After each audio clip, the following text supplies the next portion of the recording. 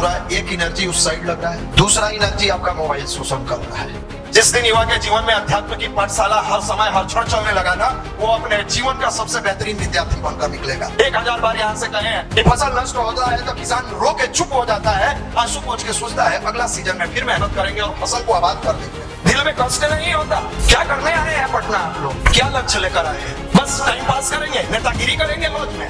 अगर अभी उठ के खड़ा नहीं हुए हैं तो 2025 फिर आपकी माँ होली तो मनाएगी, लेकिन इस आंखों में आंसू लेकर मनाएगी कि मेरा बेटा आज भी बेरोजगार है, मेरे लिए एक नया साड़ी तक खरीद के नहीं लाया। मेरे मित्र जग जाओ, गायत्री परिवार जगा रहा है, वरना बार बार कहते हैं हम लोग महाकाल के चक्र चले हैं। सभी बदल जाएंगे, जो नहीं बदल पाएंगे अपने आप चल जाएंगे। तो आपसे कर्मठ प्रार्थना है, 2025 में कम से कम 30 मिनट साधना बैठ के करिए।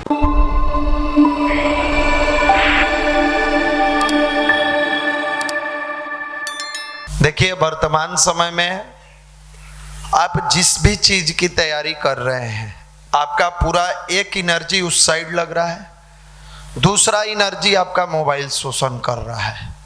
अब चाहिए ना चाहिए, यहां बुलाने का एकमात्र उद्देश्य है कि थोड़ा सा हम लोग आप लोगों को बचा पाए। अब आपको लगेगा कि किस चीज से भैया बचा पाइए? उस निगेटिव फोर्स से जो आपके कैरियर को, आपके जीवन को बर्बाद कर रहा है।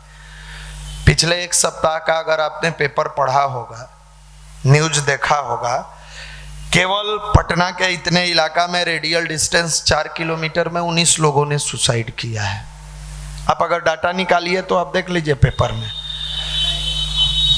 IGIMS के डॉक्टर पढ़े हैं। आप में से कितना लोग डॉक्टर बनना चाहते हैं, इंजीनियर बनना चाहते हैं? सोचिए, PG बैच का मतलब MBBS हो गया है, अब MD की तैयारी कर रहे थे वो। कैसे बचाइएगा अपने आप को? क्या आपका फिजिक्स में ताकत है कि बचा लीजिएगा? आपके मैथ में ताकत है, आपके इंग्लिश में, आपके रीजनिंग में? नहीं। पिछले साल भी 1 जनवरी आया तो आप हैप्पी न्यू ईयर का लगाए हुए थे, लगाए थे ना स्टेटस। भले कुछ है नहीं, लेकिन स्टेटस जरूर लगता है। स्टेटस कहता है, फेसबुक FB पर डालेगा हैप्पी न्यू ईयर। आपका न्यू ईयर कहाँ है? पिछलो साल बेरोजगार थे, यो साल बेरोजगार है। बुरा मत मानिएगा। आप पिछले साल भी बेरोजगार थे, इस साल भी बेरोजगार हैं। आपका हैप्पी हुआ कहाँ से? पिछले साल से आपका खर्च ज्यादा बढ़ गया, पटना रहने का, पढ़ाई घट गया, आप हैप्पी हैं कहाँ से? पिछले साल तनी माँ बाप का ज्यादा बात मान रहे थे, आप पटना के दोस्त के बीच में आए तो अपना कॉलर टाइट करके चल रहे हैं। आपका हैप्पी रहा कहाँ? आप तो अनहैप्पी के सारे रास्ते खोल लिए। पिछला साल जब नया नया जुड़े थे गायत्री परिवार से, शुरू में 20 मिनट एकदम भाव से ध्यान करते थे। संस्कारशाला में गए, वहां कुछ अच्छे भाई मिले, उनसे आप दूरी बना लिए। कुछ बुरे भाई मिले, उनसे दोस्ती कर लिए। ना सही कह रहे हो, सब एक के जैसा है। बहुत तेज है भैया लोग ना। अच्छा तो तुम मनाओ भगवान से, तुमको अगर तेज से नफरत है, भैया लोग तेज हैं, भगवान से प्रार्थना करो तुम्हारे खानदान में बकलोल आए। यही ना दिक्कत है तुमको कि भैया लोग तेज। अरे दुनिया में तुम जिस मंत्र की उपासना करते हो तेज बनाता है। आप जिस गायत्री मंत्र की आप उपासना करते हैं, आराधना करते हैं, अगर उसका भावार्थ जानते हैं, उस प्राण स्वरूप, दुख नाशक, सुख स्वरूप तेजस्वी, आप हर समय प्रार्थना करते हैं मालिक मुझे तेजस्वी बनाइए। धूर्त नहीं, धूर्त दूसरा मामला है। हमारे कुछ भाई लोग इतना ना धूर्त है, हम ही लोग को गोल गोल गोल गोल घुमाते हैं। कितना घुमाइएगा, कितना घुमाइएगा? ये मन माई का यहाँ बोल लेने से आप ज्ञानी हो जाइएगा? तो इसका मतलब रामकृष्ण परमहंस कहीं नहीं बोलते थे तो वह ज्ञानी आदमी थे। कबीरदास के समय में ये पोडियम वाला माइक नहीं था तो वह ज्ञानी थे। हम लोग यहाँ चढ़ के बोल दिए तो बहुत बड़े ज्ञानी हो गए। देखिए भाई, साल समाप्त तो हो रहा है, माँ बाप की उम्र भी धीरे धीरे समाप्त हो रही है, घर की आर्थिक स्थिति भी कमजोर होती जा रही है। आप सबसे भाव भरा निवेदन है, अगर साल को हैप्पी बनाना है, अपने जीवन को सुधार लीजिए। खास करके हम पुराने भाई और नए भाई सबसे निवेदन कर रहे हैं, बैठ के जो कचड़ाबाजी आप लोग करते रहते हैं लॉज में, हॉस्टल में, हॉस्टल के छत पर, क्लासरूम में, सुधार लीजिए। नहीं तो 25 और 26 रगड़ा जाइएगा। जैसे सांप के थुथुर रगड़ देता है ना, बंदर को कभी ध्यान से देखिएगा, नहीं हो तो गूगल पर यूट्यूब पर सर्च करिएगा कैसे बंदर सांप को मारता है। कभी देखे हैं आप लोग? जैसे सांपवा इसे फुन करता है, मारता है एक तबड़ाक बंदरवा खींच के, एक तबड़ाक उसके फन पर देता है साइड से, बस तिल मिलाता है तो पोंछिया पकड़ के फिर खींचता है, तो तिल मिला के भागना चाहता है, फिर पोंछ पकड़ के खींचता है उसका, फिर देता है एक तबड़ाक खींच के, वो पोंछ खींचता है तो फिर वो फन मारता है, फिर मारता है एक तबड़ाक। अब बंदर के हाथ से जो पिटाए होइएगा पता होगा कितना सॉलिड लगता है। नहीं पता होगा तो जाके रावण से पूछिए कैसा एक तबड़ाक देगा। फिर आज जब वो घवाइल हो जाता है, फन मारने लायक नहीं रहता है, ऐसे पकड़ता है आराम से, अब पेड़ पर ले जाता है, पकड़ के यार नीचे से कहां ले जाएगा? पेड़ पर। और पेड़ रुखड़ा जो पार्ट होता है उस पर बंदर क्या करता है, ऐसे पकड़ के मुहवा होकर थुथुरवा रगड़ता है, ऐसे रगड़ेगा और रगड़ के थोड़ा सा ढीला करके आप फूकेगा उस पर। इसलिए फूकता है कि पीछे से पोंछ हिला रहा है कि नहीं हिला रहा है। जैसे थोड़ को पोंछ हिलाया फिर थुथुर रगड़ेगा, रगड़ा जाइएगा। याद रखिएगा महाकाल के गोद में है और महाकाल से खिलवाड़ किए तो आप दवानल से खिलवाड़ कर रहे हैं। आग और महाकाल की चेतना दोनों एक है, जिसने खेला उसको भस्म करके रख दिया, नहीं बचिएगा, सब ज्ञान जिन्स टंगा रह जाएगा। कितना भाव से गार्जियन पैसा भेजता है बाबू। हम लोग पैसा कमाते हैं तो पैसा का दर्द मालूम है कि कितना मेहनत के बाद आता है, कितना कष्ट के बाद 2 रुपया कमाया जाता है। अब गायत्री परिवार में इसलिए नहीं आते हैं कि हम लोग प्रवचन करता है, प्रवचन सुन लिए जा रहे बाबा की जय करके निकल लिए, नहीं।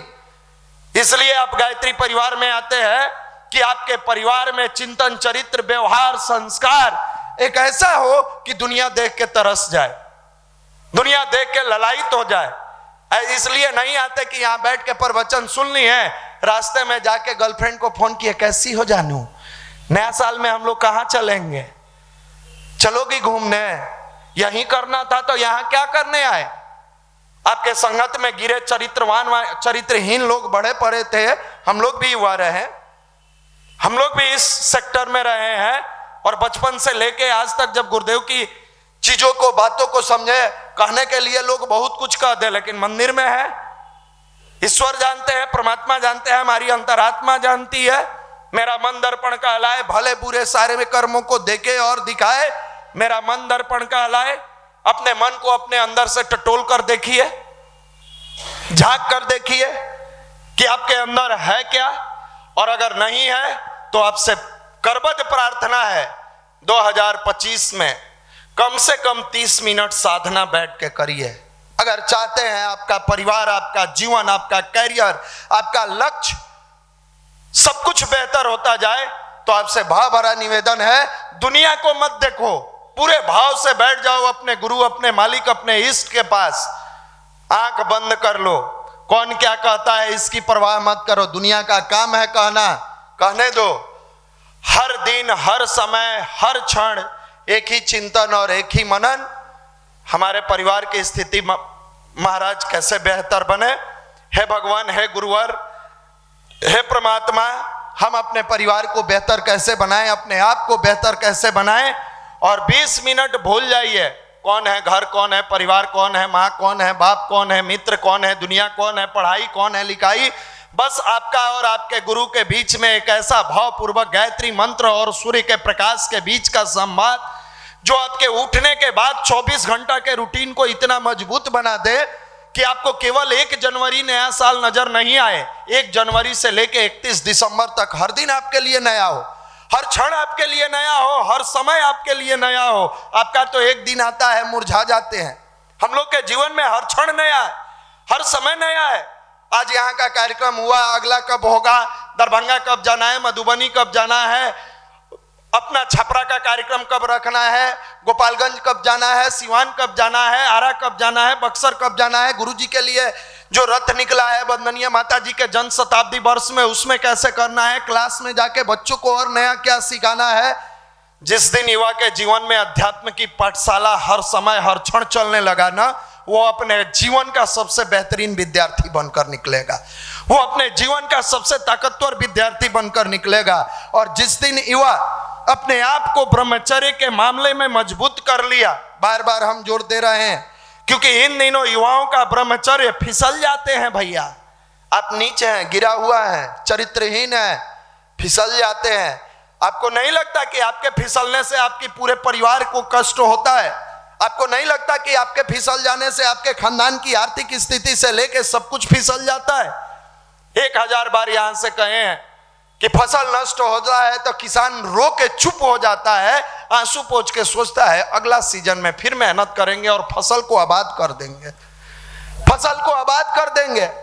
लेकिन जैसे ही नस्ल नष्ट होता है, नस्ल यानी औलाद, वो गार्जियन रो भी नहीं पाता है, नहीं रो पाता है। आप में जाकर उन बेटे और बेटियों से पूछिए जिनका 2024 डेट एक्सपायर कर गया, वो अब कोई फॉर्म नहीं भर सकते हैं, गांव लौट जाएंगे, बैग पैक करेंगे, 1 जनवरी के जब वो उठेंगे अपने पिता के पास जाएंगे, अगर थोड़े बहुत संस्कार होगी पैर छुएंगे, क्या गुजरेगा उस पिता पर जिसने बचपन से एक एक कतरा खून समर्पित करके आपको पढ़ाया, जिस पिता ने एक एक क्षण का सदुपयोग किया। दया नहीं आता, दिल में कष्ट नहीं होता? क्या करने आए हैं पटना आप लोग? क्या लक्ष्य लेकर आए हैं? बस टाइम पास करेंगे, नेतागिरी करेंगे लॉज में? नेता बनना है तो चुनाव लड़िए, बैठ के भाषणबाजी, विराट कोहली रन आउट करा दिया ना तो यशस्वी जायसवाल शतक मार लेता, अगर मारिए लेता तो आपके खानदान में क्या 2 करोड़ रुपया आ जाता? उसके शतक की चिंता है और आप 0 पर बोल्ड हुए जा रहे हैं। हर एग्जाम में कभी भी आपका रिजल्ट नहीं हो रहा है, रन आउट हो रहे हैं आप ज्ञान के मामले में, संस्कार के मामले में। वहां आपको कोई परेशानी नहीं है, लेकिन चिंता सताए जा रही है कि भारत मैच नहीं जीतेगा तो क्या होगा। अरे आप ऑलरेडी हार चुके हैं अपने परिवार के मैच में, अगर अभी उठ के खड़ा नहीं हुए तो 2025 फिर आपकी माँ होली तो मनाएगी, लेकिन इस आंखों में आंसू लेकर मनाएगी कि मेरा बेटा आज भी बेरोजगार है, मेरे लिए एक नया साड़ी तक खरीद के नहीं लाया। छठ तो मनेगा लेकिन फल उस भाव से खरीद के नहीं आएगा जो एक व्यक्ति अपने फल को खरीद के लाता, अपना बेटा खरीद के लाता और छठ मनाता। दिवाली का दिया तो जलेगा, लेकिन उस दिया के साथ अरमान भी जलेंगे।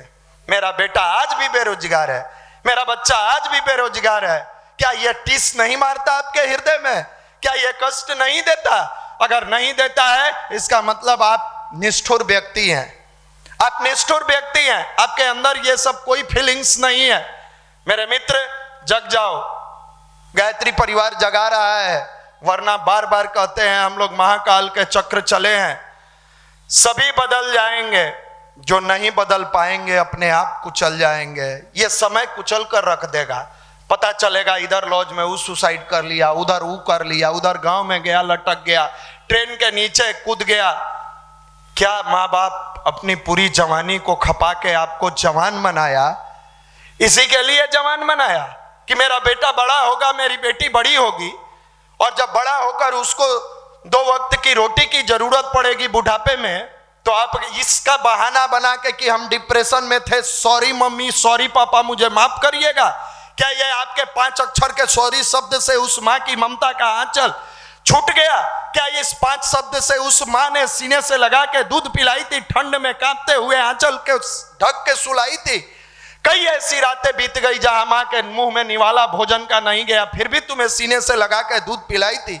क्या इसी के लिए कि 5 शब्द सॉरी का लिख के और तुम अपने आप को चले जाओगे छोड़ के? नहीं, वो लिखे थे कि बेटे भले ही आज हम कष्ट झेल रहे हैं, तो ईमानदारी से पढ़ाई करना, अपने जीवन को शानदार बनाना। आज तुम गिरते हो तो तुझे उछाल कर मैं सीने से लगा लेती हूँ, बुढ़ापे में मेरे पैर लड़खड़ाएंगे, मुझे गिरने मत देना, मुझे गिरने मत देना। आज तू भरपेट भोजन किए रहता है, फिर भी मैं तुझे खिलाती हूँ। बुढ़ापे में मेरा शरीर नहीं चलेगा, मैं भूखे रहूंगी, मुझे 2 वक्त की रोटी खिला देना। आज तेरे पास नया वस्त्र है, फिर भी मैं जिद करती हूँ और तेरे लिए जींस और टी शर्ट तेरे पापा से कह के खरीदवाती हूँ। बुढ़ापे में फटा कपड़ा जब देखना, मेरे लिए एक नया वस्त्र जरूर लेकर आना।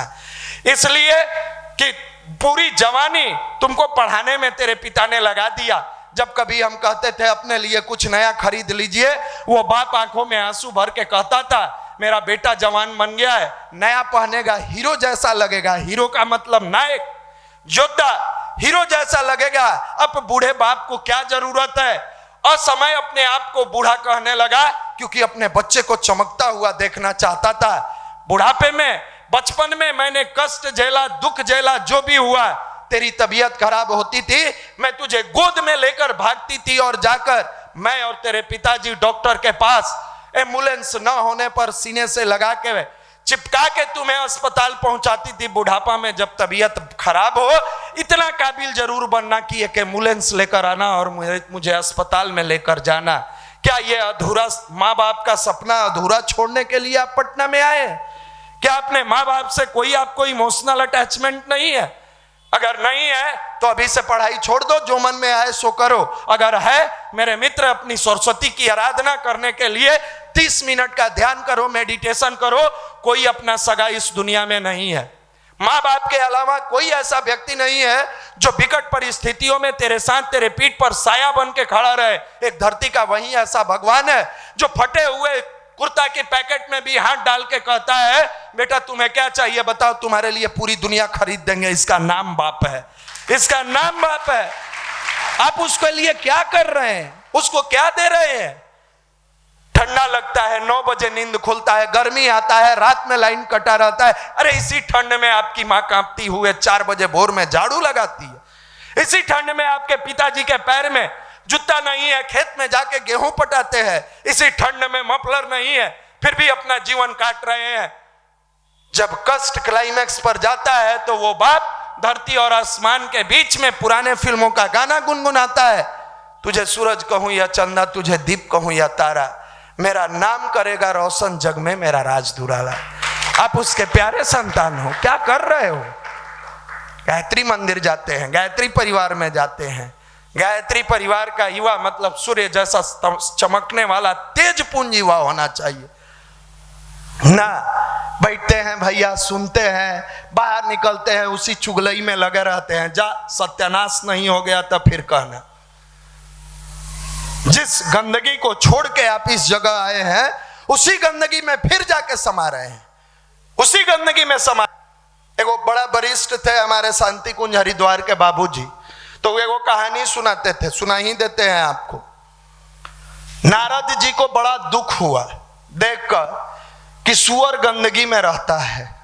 उन्होंने कहा कि भाई सब लोग बड़ी साफ सफाई जगह रहते हैं, इस सूअर बड़ा गंदगी में रहता है। ब्रह्मा जी से प्रार्थना किया, ऐसा है कि इसके कुछ उपाय कर दिया जाए। ब्रह्मा जी कहे कि ना, छोड़ दो इसको अपने पे। फिर युवा प्रकोष्ठ वाला गया, ना ना ना चलिए ना युवा मंडल चलिए महाराज, कहाँ ही कचरा में रहते हैं, गंदगी में मत रहिए। दिन भर वीडियो देखते हैं, अश्लील वीडियो, पॉर्न साइट का वीडियो, गाल धस गया, आंख के नीचे काला हो गया, लग रहा है अब मरेगा तब मरेगा। चलो ये सब छोड़ो कचरा। उसको कहा गया चलो कचरा से निकलो और चलो, हम ब्रह्मा जी से कहवाते हैं, रिक्वेस्ट करते हैं, तुमको ले चलेंगे, स्वर्ग में ले चलेंगे। ब्रह्मा जी के पास फिर नारद जी, देवर्षि थे, हर दरबार घूमते रहते थे, रिक्वेस्ट किया कि ऐसा है कुछ दया करिए, उन लोगों को भी सब सुख भोगने दीजिए जहाँ जीवन शानदार तरीके से है। कहे कि सुनो, तुम्हारे कहने पर परमिशन तो दे रहे हैं लेकिन वो टिकेगा नहीं। काहे नहीं टिकेगा? उसके अंदर वो साधना का पावर नहीं है। साधना का पावर रहता तो साधन से वो भरता चला जाएगा, नहीं है। फिर भी ब्रह्मा जी से रिक्वेस्ट करके नारद भगवान ये सबको कहे चल निकल कचरा से, दिन भर कीचड़ में रहता है यहाँ, चलो तुम लोग को एकदम स्वर्ग का मतलब साफ सुथरा एकदम भव्य वातावरण के बीच में गया। वहाँ बढ़िया बढ़िया दूध वूध फल ओल केला ओला आया, खाया। एक दिन तक ठीक था, दूसरा दिन ठीक था, तीसरा दिन एगो पूछ रहा है अपन वाला जुगाड़ नहीं मिलेगा। इशारा समझ रहे हैं ना, खुल के यहाँ से हम कह भी नहीं सकते हैं। फिर कहा गए है इतना बढ़िया मिले ना, एकरा में वो मजा ना है। चौथा दिन का 5वां दिन नारद जी पूछे, बताओ प्रसन्न हो ना? काहे का प्रसन्नता, खाक का, वो मजा नहीं है। कौन मजा? जो हम लोग सुबह सुबह घूमते थे ने उन्हें, जो मिल जाता था वो वाला यहाँ नहीं मिलेगा। वो कहे पगला, तुमको यहाँ ले आए हैं जीवन सुंदर बनाने के लिए।